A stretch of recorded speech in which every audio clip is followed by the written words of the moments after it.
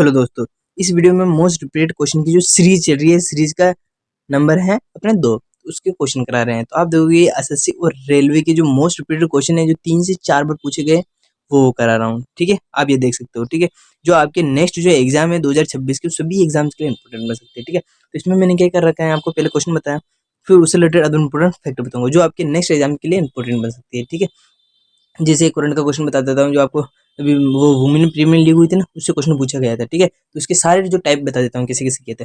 2026 में उसका विनर कौन रहा था, ये क्वेश्चन था उसका। ठीक है, तो मैंने क्या किया था, उसमें सारे टाइप कवर कर लिए। कौन सा संस्करण था, 13, तीसरा क्वेश्चन संस्करण था। फर्स्ट में कौन सा जीता था, मुंबई इंडियंस जीती थी। सेकंड में आरसीबी जीती थी। वापस फोर्थ थर्ड में कौन जीती, अपने मुंबई इंडियंस जीती थी। हर बार कौन हार रहा था, अपने दिल्ली कैपिटल्स। ये जितने भी क्वेश्चन इससे रिलेटेड मैंने सब बता दिया आपको। क्या पता अगर 2025 से 26 से 24 से आपको पता है कि एसएससी रेलवे का जो ट्रेंड है वो 1 या 2 साल पुराना, 2-3 साल पुराना भी अगर करंट पूछ सकता है, तो ऐसे सारे क्वेश्चन जो रिपीटेड की श्रेणी में, वो इस वीडियो में मैंने आपको कराने का प्रयास किया है। ठीक है, तो वीडियो अच्छी लगी तो वीडियो को लाइक, चैनल को सब्सक्राइब कर देना और अपने दोस्तों तक शेयर कर देना, क्योंकि इसमें क्या है, हम वो ही क्वेश्चन लाए हैं जो रिपीटेड क्वेश्चन की सीरीज में। अगर आपको एक भी क्वेश्चन बकवास लगे तो आपको वीडियो को जो इच्छा हो जो कमेंट कर सकते हो। ठीक है, तो बिना देर के वीडियो को स्टार्ट करते हैं। तो हमारा first question women premiere league से क्वेश्चन पूछा गया था। ठीक है, तो क्वेश्चन था WPL 2025 का फाइनल किसने जीता था। तो मुंबई इंडियंस ने दिल्ली कैपिटल्स को 8 रनों से हराकर अपना दूसरा खिताब जीता था। अगर और इम्पोर्टेंट फैक्ट अगर देखेंगे हम, तो WPL का यह तीसरा संस्करण था। WPL के पहले सीजन 2023 की विजेता भी मुंबई इंडियंस थी और दूसरे सीजन 2024 की विजेता रॉयल चैलेंजर्स बेंगलुरु, जिसे आरसीबी कहते हैं। ठीक है, नेक्स्ट क्वेश्चन देखेंगे। नेक्स्ट क्वेश्चन पूछा गया था, भारत के नियंत्रण व महालेखा परीक्षक कौन है। ठीक है, तो इससे जो क्वेश्चन पूछा गया था, 2025 में भारत के वर्तमान नियंत्रण व महालेखा परीक्षक कौन है, तो इसका आंसर था श्री के संजय मूर्ति था। इन्होंने 21 अक्टूबर 2024 को अपना कार्यभार संभाला। ठीक है, अगर और इम्पोर्टेंट अगर फैक्ट देखोगे, ये कौन से आर्टिकल से रिलेटेड है और इनकी नियुक्ति कौन करता है, तो आप देखो, तो भारतीय संविधान के अनुच्छेद 148 के तहत CAG controller and auditor general की नियुक्ति राष्ट्रपति द्वारा की जाती है और इसका जो कार्यकाल होता है 6 वर्ष मान लो या 65 वर्ष मान लो, जो पहले हो जाए वो हो जाता है। ठीक है, ये जो क्वेश्चन बताया आपको, ये 2 या 3 बार अलग अलग एग्जाम में हर बार रिपीट होने वाले क्वेश्चन है। ठीक है, नेक्स्ट क्वेश्चन देखेंगे। तो नेक्स्ट क्वेश्चन पूछा गया था, भारत की पूर्वी तट रेखा कहाँ से कहाँ तक है, कौन कौन से राज्यों से मिलती है। ठीक है, इससे जो क्वेश्चन पूछा गया था, पूर्वी तट रेखा भारत के किन किन राज्यों को जोड़ती है, तो ये भारत के पूर्वी तट रेखा पर मुख्य तौर पर 4 राज्यों पर स्थित है, मतलब 4 राज्यों को जोड़ती है, जैसे पश्चिम बंगाल हो गया, उड़ीसा, आंध्र प्रदेश और एक तमिलनाडु हो गया। ठीक है, पूर्वी तट को स्थानीय रूप से उत्तरी सरकार उड़ीसा या आंध्र सरकार और कोरोमंडल तट जैसे तमिलनाडु के नाम से भी जाना जाता है। भारत की सबसे लंबी तट रेखा वाला राज्य एकमात्र गुजरात है, जो पश्चिमी तट की ओर स्थित है, और ये एकमात्र ऐसा राज्य है जो एक तो इंडिया से और एक अंतर्राष्ट्रीय दोनों सीमा से अपनी साझा करता है पानी की बाउंड्री। ठीक है, नेक्स्ट क्वेश्चन देखेंगे। अगर नेक्स्ट क्वेश्चन आप देखोगे जो क्वेश्चन बताया ना मैंने आपको, ये 2 या 3 बार रिपीटेड क्वेश्चन है, मोस्ट रिपीटेड की जो सीरीज चल रही है, इसमें अगर आप देखोगे कि कंप्लीट रिवीजन होता रहेगा आपका। ठीक है, तो एक किसान आंदोलन से जो इम्पोर्टेंट है पाइका विद्रोह, ये भी सबसे ज्यादा पूछे जाने वाला क्वेश्चन है। ठीक है, तो इससे जो क्वेश्चन पूछा जाता है वो पूछा जाता है, पाइका विद्रोह कहाँ हुआ था। तो पाइका विद्रोह उड़ीसा में 1817 को हुआ था और इसका नेतृत्व बख्शी जगबंधु ने किया था। अगर और इम्पोर्टेंट अगर फैक्ट देखोगे आप, तो यह ब्रिटिश इंडिया कंपनी के विरुद्ध एकमात्र एक सशस्त्र विद्रोह था।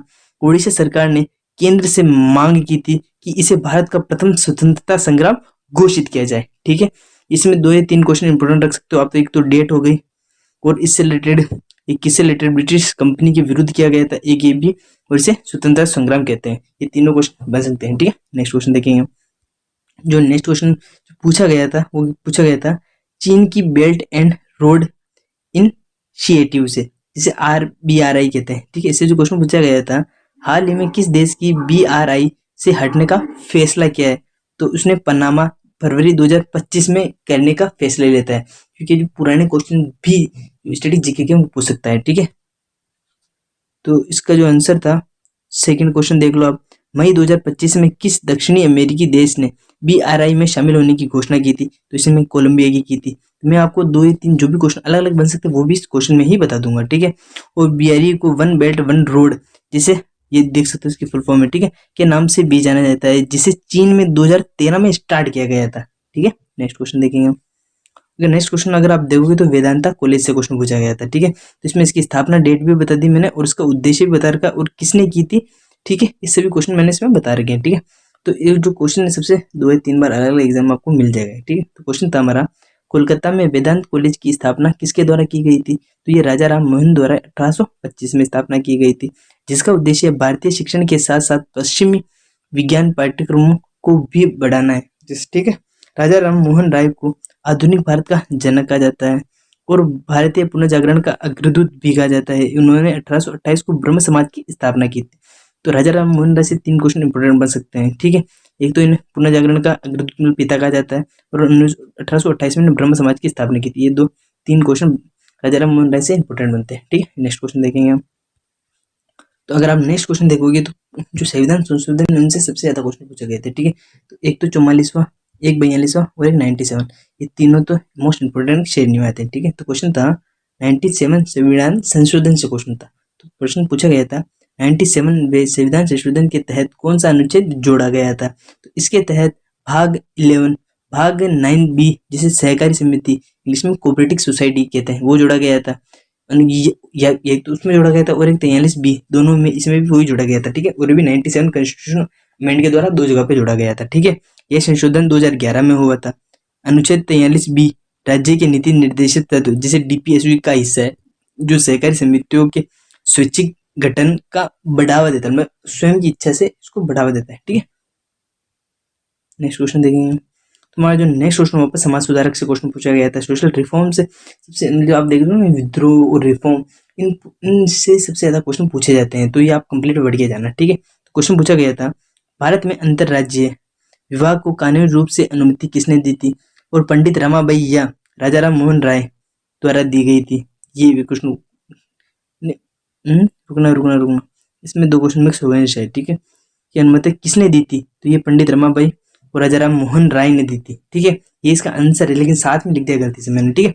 पंडित रमाबाई ने इन्होंने स्वयं और एक गैर ब्राह्मण से विवाह किया था और अंतरराज्यीय विवाह को समर्थन किया था। राजा राम मोहन राय ने कैसे की थी? तो इन्होंने इस प्रकार की थी, किसी अलग जाति की महिला से विवाह करके इन्होंने इसको स्टार्ट किया था, ठीक है।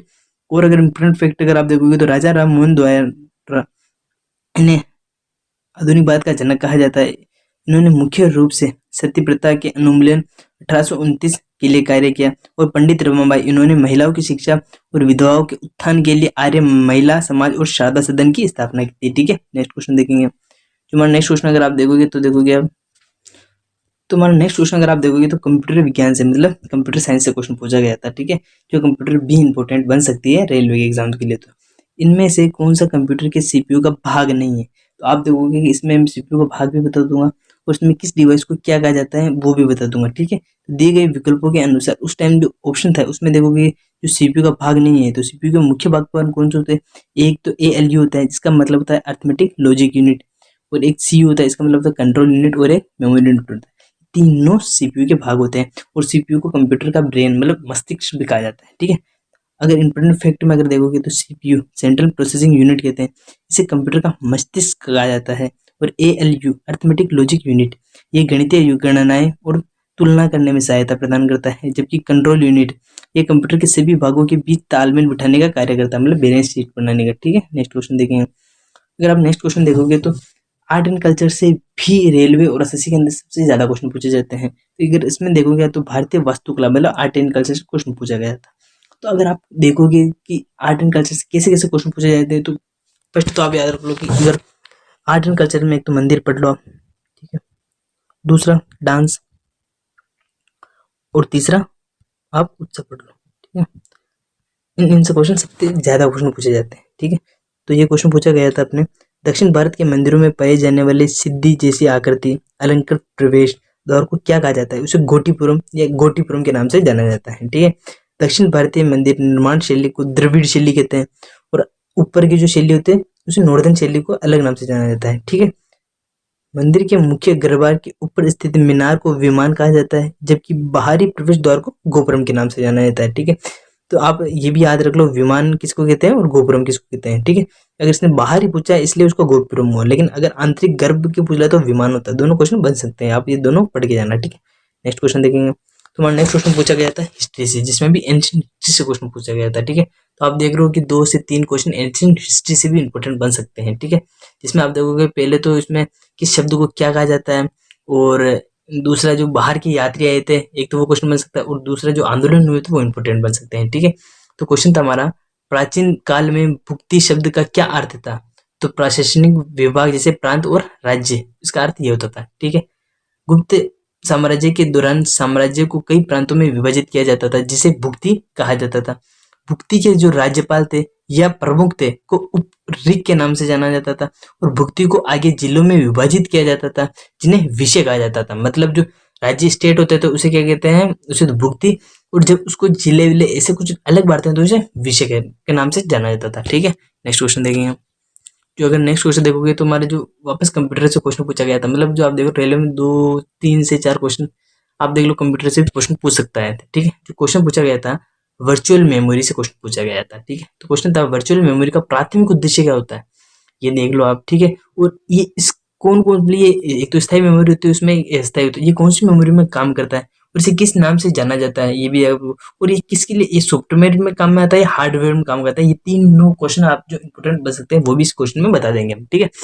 तो वर्चुअल मेमोरी को प्राथमिक उद्देश्य मेमोरी को RAM रैंडम एक्सेस मेमोरी को भौतिक रूप से उपलब्ध मेमोरी में अधिक मेमोरी का उपयोग करने में सक्षम बनाना इसका उद्देश्य होता है।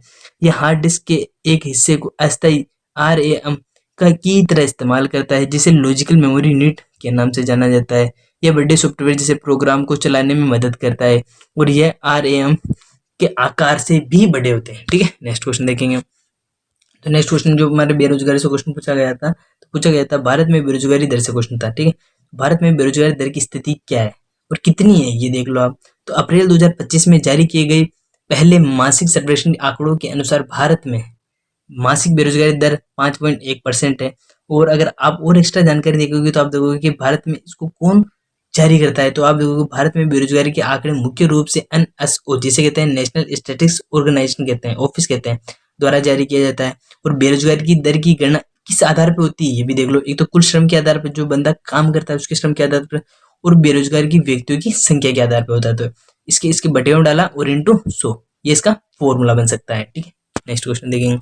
नेक्स्ट क्वेश्चन जो पूछा गया था हमारा, वो मिशन से क्वेश्चन पूछा गया है। तो जो आप देख रहे हो जो एसएससी है, एसएससी के अंदर 1 साल पुरानी चीजें आती है, तो ठीक है, 2 साल पुराने देख लो आप क्वेश्चन, 2024 के क्वेश्चन पूछे जा रहे हैं, ठीक है। तो इंपोर्टेंट बन सकता है आपको, ठीक है। तो क्वेश्चन था डेयरी मिशन से, नवंबर 2024 में डेयरी मिशन के तहत हर साल नवंबर महीने में कौन सा दिवस मनाया जाता है? तो हर साल 26 नवंबर को राष्ट्रीय दुग्ध दिवस, जिसे नेशनल मिल्क डे मनाया जाता है। यह दिवस भारत में श्वेत क्रांति के जनक डॉक्टर वर्गीज कुरियन के जन्मदिन के उपलक्ष्य में मनाया जाता है। और भारत दुनिया का सबसे बड़ा दुग्ध का देश है, जो सर्वाधिक मात्रा में दुग्ध का उत्पादन होता है भारत में होता है, इसलिए, ठीक है। नेक्स्ट क्वेश्चन देखेंगे। नेक्स्ट क्वेश्चन अगर आप देखोगे तो पॉलिटी से भी क्वेश्चन 3 से 4 रिपीटेड की श्रेणी में क्वेश्चन पूछे जाते हैं, जिसमें ये आर्टिकल 32 हो गया, इसमें 2 अनुच्छेद होते हैं। एक तो सुप्रीम कोर्ट रिट जारी करता है, तो वो होता है अपने 200 नहीं, सुप्रीम कोर्ट तो 132 से करता है अपने, ठीक है। सुप्रीम कोर्ट 32 से करता है, जबकि जो हाई कोर्ट होता है ना वो 226 से करता है, सॉरी है ना, ये इंपोर्टेंट बन सकता है, ठीक है।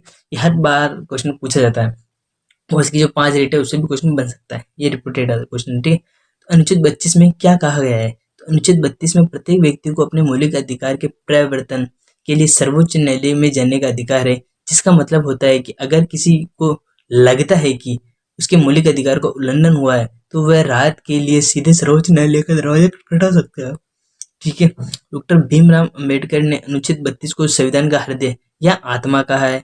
इसके तहत सर्वोच्च न्यायालय को 5 प्रकार की रिट जारी करने की सुविधा होती है, जैसे बंदी प्रत्यक्षीकरण, परमादेश, प्रतिषण, उत्प्रेषण लेख और एक अधिकार पर्चा। इसका मतलब होता है अधिकार की जांच कर सकता है। अगर किसी बंदे को गिरफ्तार कर ले तो अपने जहाज की आवाज मांग सकता है। इससे रिलेटेड क्वेश्चन पूछे जा रहे हैं, ठीक है, ठीक है। तो आज का हमारा लास्ट क्वेश्चन खत्म होता है। वीडियो अच्छी लगी तो वीडियो को लाइक, चैनल को सब्सक्राइब कर दे, अपने दोस्तों तक शेयर कर दे, ठीक है। क्योंकि ये जो 15 एपिसोड चलेंगे वो मोस्ट रिपीटेड श्रेणी वाले चलेंगे, ठीक है। इसमें कोई भी क्वेश्चन है वो नहीं कराया जाएगा जो एक बार पूछा गया था, वो सभी क्वेश्चन है जो 2 से 3 बार अलग अलग शिफ्टों में पूछे जा रहे हैं। और आज जैसे मैंने अभी बताया आर्टिकल 32 है, तो मैंने आर्टिकल 32 से तो क्वेश्चन बताया, लेकिन ये तो सुप्रीम कोर्ट द्वारा जारी होती है, लेकिन हाई कोर्ट द्वारा 226 वो भी बता दिया। इसमें 5 तरह की रीट आती है वो भी बता दिया। जो मैं क्या कह रहा हूँ, एक क्वेश्चन के अंदर 5 क्वेश्चन बताऊंगा मैं, ठीक है। तो ये भी रिपीटेड शेयर नहीं में, लेकिन अगर इससे नहीं पूछे, अगर अदर पूछे, अगर इससे रिलेटेड, तो ये क्वेश्चन आपको मदद कर सकेंगे, ठीक है। इसलिए आप दोस्तों से शेयर करते हैं, क्योंकि इस सीरीज का मतलब ही है कि आपके एग्जाम में 5 से 6% इसी 15 सीरीज की 10-10 मिनट की सीरीज में आ सकते हैं, ठीक है। तो चैनल को सब्सक्राइब कर दें। बाय।